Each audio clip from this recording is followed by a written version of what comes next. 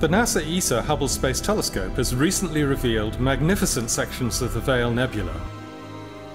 The new Hubble images provide beautiful views of the delicate, wispy structure resulting from this cosmic cataclysm.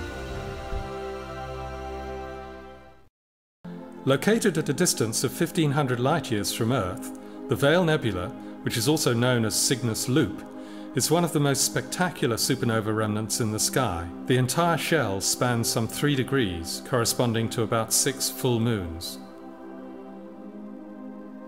One of the most remarkable parts of the remnant is the so-called Witch's Broom Nebula. The bright blue star, dubbed 52 Cygni, is unrelated to the supernova explosion. It can be observed with the naked eye on a clear summer's night. The small regions captured in the new Hubble images provide stunning close-ups of the veil. Fascinating smoke-like wisps of gas are all that remain visible of what was once a Milky Way star. Scientists estimate that the supernova explosion occurred some 5,000 to 10,000 years ago. Now what that means is that it could have been witnessed and recorded by ancient civilizations. What they would have seen is a star increasing its brightness roughly to the brightness of the crescent moon. The intertwined rope-like filaments of gas in the Veil Nebula result from the enormous energy released as the fast-moving debris from the supernova explosion plows into the surroundings and creates a shock front. This shock, driven by debris moving at 600,000 kilometers per hour, heats the gas to millions of degrees. It is the subsequent cooling of this material that produces the brilliantly colored glows. So why are astronomers interested in studying supernovae and their remnants?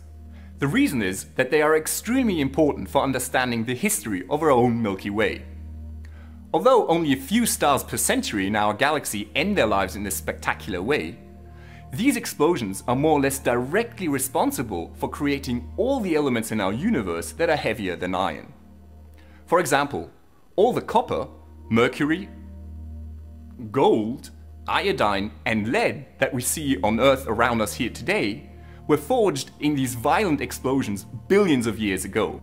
The expanding shells of the supernova remnants eventually mixed with other material in the Milky Way, and this became the raw material for the next generation of stars and planets, including our own solar system.